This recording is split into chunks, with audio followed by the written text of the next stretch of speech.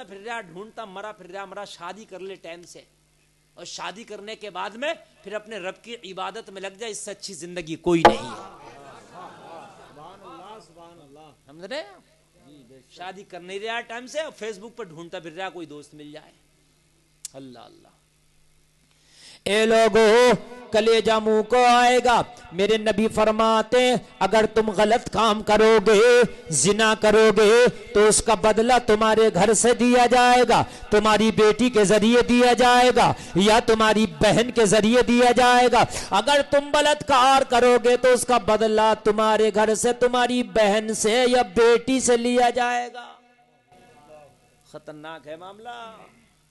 اس کو یہ نہ سمجھیں کہ ہم نے دوسرے کی بیٹی کے ساتھ غلط کام کیا تو ہماری بیٹی محفوظ رہے گی۔ اگر ہم کسی پہ نگاہ ڈالیں گے تو اس چیز کے لیے تیار ہو جاؤ، تمہارے گھر میں بھی کوئی نگاہ ڈالے گا۔ مسلمانوں، ایسا نہیں ہے کہ ہماری بہن بیٹی محفوظ رہے اور ہم نگاہیں ڈالتے رہیں، یہ قدرت کا قانون ہے۔ اگر نگاہ ہم کہیں ڈالیں گے تو کوئی ہمارے اوپر بھی نگاہ ڈالے گا۔ جو دوسروں پہ ہنستا اس پر بھی کوئی ہنستا، جو دوسروں پر ظلم کرتا ہے ایک دن وہ بہت ستایا جاتا، جو دوسروں کو تکلیف دیتا ہے ایک دن وہ بڑی تکلیف میں پڑ جاتا ہے۔ سمجھ رہے ہیں آپ؟ یہ جو فیس بکوں پہ دوستیاں چل رہی ہیں، ضروری نہیں کہ تمہاری دوستیاں تو غلط ہے، بچ جاؤ، تمہارے گھر میں بھی کوئی دوستی پھر کرے گا۔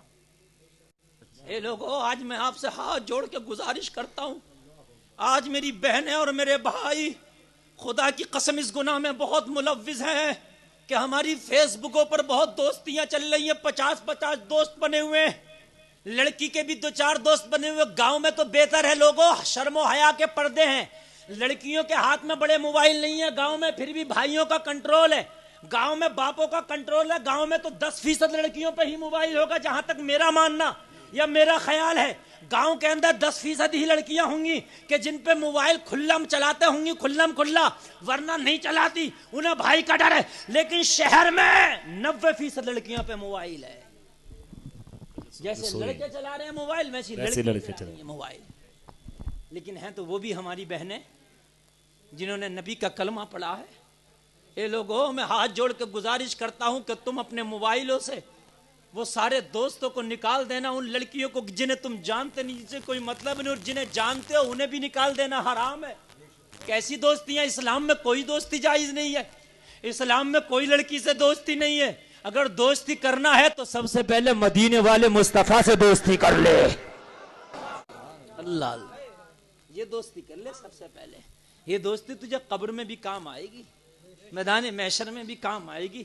اے لوگو، تم یہ سوچتے ہو چلو میں تو محفوظ ہوں، میری تو کوئی بہن ہی نہیں ہے، میرے گھر میں کون کرے گا دوستی؟ چل ٹھیک ہے تیری بہن نہیں ہے، لیکن اگر تو نے ناجائز دوستی موبائل پہ کی ہوں گی، کل کو اللہ تیری بیٹی بھی تجھے دے سکتا ہے۔ بہن تو نہیں ہے لیکن بیٹی بھی تو دے سکتا اللہ، بیٹی نہیں ہوگی پوتی بھی تو دے سکتا اللہ۔ نام تیرے ہی چلے گا، فلاں کی بیٹی ایسا کر گئی، فلاں کی پوتی ایسا کر گئی۔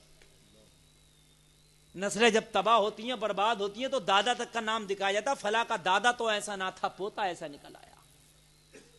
بڑا خطرناک معاملہ ہے۔ اللہ کے رسول کی بارگاہ میں زنا جیسی چیز لگتی بڑی اچھی ہے کہ زنا، آدمی سوچتا ہے کہ میری فلاں سے دوستی ہو گئی، اب تو ایسے لگتا ہے جیسے بادشاہت مل گئی، وہ بڑا خوش ہے، پھولے نہیں سماتا، 2-4 دن تو روٹی نہیں کھاتا خوشی میں، دوستی ہو گئی، مگر پتہ نہیں ہے کتنا خطرناک معاملہ ہو گیا۔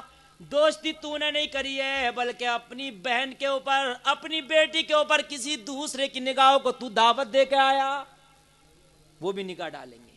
ذرا توجہ سے سننا لوگوں، دل کے کانوں سے سننا۔ یہ تقریریں لوگوں کو کبھی کبھی اچھی نہیں لگتی ہیں، لیکن خدا کی قسم جنت اگر انہی پہ عمل کر لیا تو جنت ملے گی۔ سمجھ رہے ہیں آپ؟ جنت بغیر عمل کے نہیں ملے گی، جنت بنا عمل کے نہیں ملے گی، جنت عمل سے ملتی ہے۔ اللہ اللہ، عمل سے ملتی ہے۔ تھوڑا واپسی دیجیے، تھوڑی سی واپسی۔